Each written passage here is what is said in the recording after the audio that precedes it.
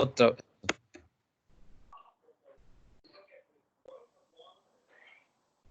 Con el gusto de saludar al doctor Edgardo Codesal, a la cercana distancia, hasta Querétaro. Qué placer verlo y saludarlo, doctor. ¿Cómo está? Muy bien, Eugenio, es un placer también, sobre todo ver a los buenos amigos, aunque sea a través de esta tecnología. Sí, por supuesto que ahora pues es una herramienta muy importante. Quitándole unos minutos de su valioso tiempo, doctor, para irnos hacia el pasado, recuperar algunas imágenes de su memoria que nos pueda platicar, sobre todo para la gente más joven. Bueno, el doctor Codesal fue un árbitro muy destacado, de origen uruguayo, naturalizado mexicano, su familia mexicana, por supuesto, y pitó una final de Copa del Mundo y es el primer árbitro en expulsar a algún jugador en una final de Mundial, el de Italia 90, que nos recuerde un poquito esa parte de su carrera, doctor, cómo fue aquella final. Por supuesto, la situación del partido tan complicado que pitó, lo de los expulsados y por supuesto un penal del que se sigue hablando muchos años después, décadas después. Sí, bueno, para hacerlo un resumen rápido, primero es algo que de la memoria, aunque ya hayan pasado 30 años, no se puede borrar nunca. Son vivencias muy fuertes, muy importantes en la carrera de cualquier árbitro. Y por otro lado, un partido que tuvo sus dificultades porque Argentina había eliminado a Italia en semifinal, país local, los locales estaban muy en contra, salvo los napolitanos que adoraban a Maradona por jugar allí en esa época, pero la gente estaba muy enojada, ellos soñaban en su casa con otra final que pensaban podían ganar. Bueno, pero la circunstancia llegó a Argentina por merecimientos deportivos, y hay que decirlo, pero por otro lado también el equipo alemán se veía muy superior a Argentina, con 4 suspendidos, casi su columna vertebral, el central izquierdo, el medio, el centro delantero, que era Canilla en aquel momento, que hacía una gran dupla con Maradona. En fin, Argentina llegaba diezmado. Maradona, además, con una terrible lesión de tobillo, correcto, que por ahí en algún momento tendremos otra anécdota, porque me tocó verlo en un partido previo, en partidos de grupo, como cuarto oficial en el vestidor, con un tobillo que parecía un melón, realmente, ¿no? Y así jugó todo el torneo, así llegó a la final. Pero bueno, la final tan dispareja deportivamente hablando se tornó muy difícil porque Argentina con uñas y dientes se defendió, complicó la vida a Alemania. Alemania falla 4 oportunidades importantes de gol, sobre todo en el primer tiempo. Y bueno, de ahí se fueron dando jugadas hasta que llegó esta última, casi en el último minuto, que cuando la ves dices, ¿por qué me la mandas ahora, no? Faltando 4 minutos. Y luego pues, la obligación de que las enseñanzas que uno tenía, de marcar lo que vieran, el momento que vieran, la cancha que fuera, en el equipo o la camiseta que fuera, y no importar ninguna presión. ¿Se siente presión?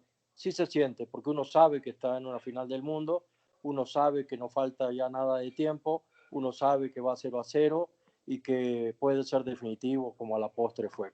Pero la obligación reglamentaria y sobre todo la idea de tener un agente siempre en la cancha con personalidad hace que no te puedas echar para atrás, que lo que veas hay que marcarlo, igual que con las expulsiones.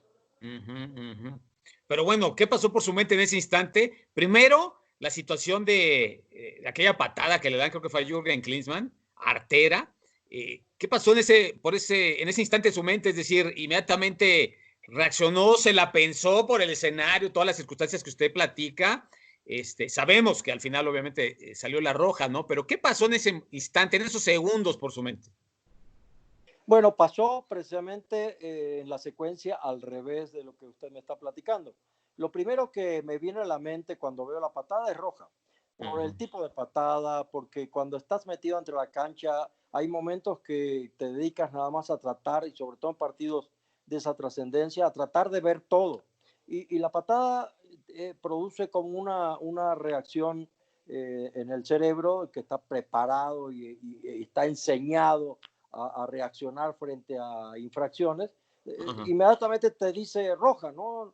Pero cuando empiezas a caminar hacia el jugador después de parar el partido, empiezas a pensar, caray, nunca se expulsó a nadie, es la final del mundo, Argentina sí está disminuido, no en número hasta ese momento, pero sí futbolísticamente hablando, como ya mencionamos, y sabes que eso puede ser un factor también de decisión en el partido. Entonces dices, bueno, Ujú. ¿y qué tal si la dejamos solo en una amarilla? Porque empiezas Claro. a sentir esa presión de que puede cambiar el rumbo del partido. Pero vuelves a caminar hacia adelante y recuerdas enseñanzas de tu maestro que precisamente te decía eso, ¿no? Las decisiones que tienes que tomar, tómalas independientemente de cualquier circunstancia. Y sobre todo, si por esas consecuencias hay muchos problemas en tu trabajo, no te preocupes. Algún helicóptero inclusive bajará al medio de la cancha a sacarte del medio. Pero tienes que cumplir con tu deber, porque si no, ¿para qué estás ahí? Y ese fue el cuarto paso. Ya estaba yo decidido a seguir mi instinto natural de la reacción original de la roja y saqué la roja y Pedro Monzón lamentablemente se tuvo que ir. Sí, sí, sí, así fue. Oiga, sobre lo del penal, yo lo he visto en diferentes ángulos y a mí me parece bastante claro, pero bueno, si usted le pregunta a un argentino van a decir que lo robaron. Usted de lo que vio en aquel momento a los años después, me queda claro que para usted sigue siendo penal y que fue un penal muy claro, arriba y abajo, ¿no? Sí, definitivamente la jugada, que es un contragolpe, se van dos jugadores ya nada más y sobre el pico del área grande, o sea, ni siquiera en dirección directa hacia la portería argentina. Uh -huh. Pero definitivamente sí hay ya una visión clara porque no hay jugadores entre ellos y yo.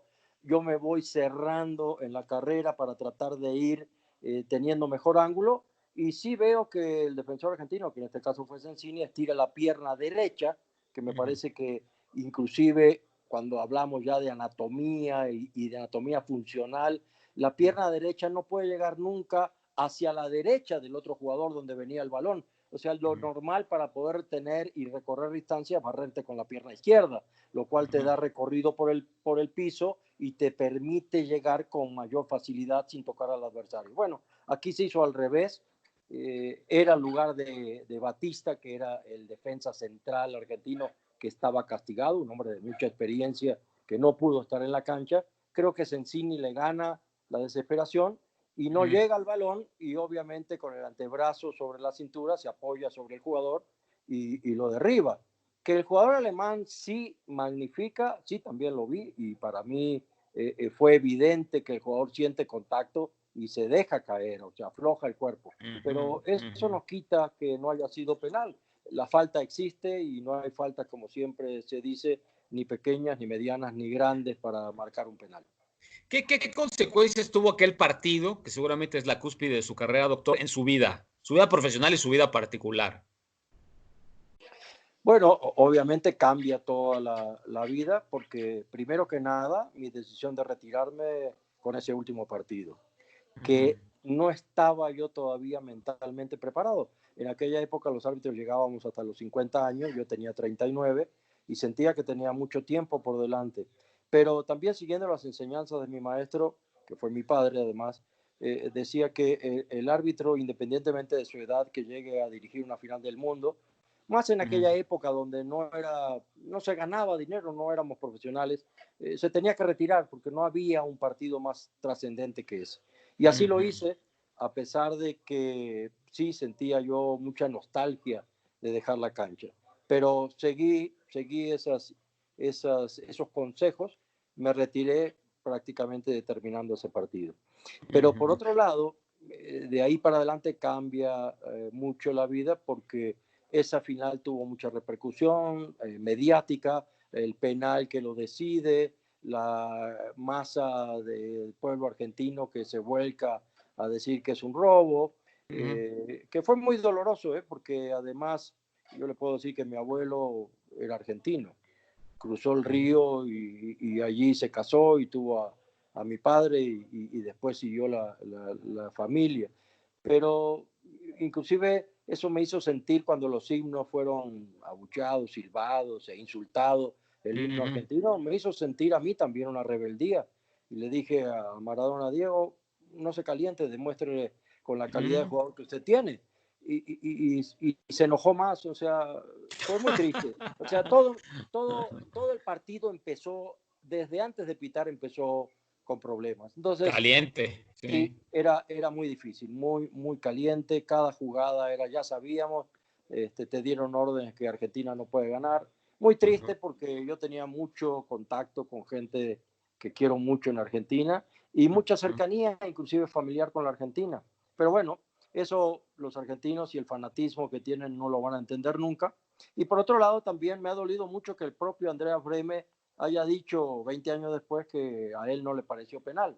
Y yo quiero aprovechar su medio, que es la primera vez que lo voy a decir, es Sí, que y al señor Bremen no le pareció penal, que por cierto anda rifando para quedar bien un balón de la final que no es el original, porque ese lo tengo yo personalmente. ah, caray. Definitivamente Bremen dice que no es penal, pero entonces incumple con lo más sagrado que debe tener el fútbol, que es el fair play.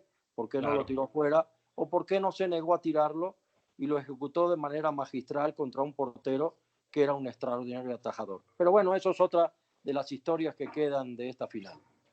Qué gran historia, le agradezco mucho su tiempo, doctor. Más adelante lo vuelvo a molestar porque quiero platicar del arbitraje a nivel mundial y particularmente en México. Creo que es un tema muy interesante y quién mejor que usted para comentarlo. Por ahora lo dejo tranquilo, que siga muy bien y a cuidarse, doctor. A la orden, como siempre, Eugenio, también por allá cuídense mucho y ojalá que esto no nos abata. De acuerdo con usted. Gracias, un abrazo y hasta la próxima. Igual, hasta la próxima.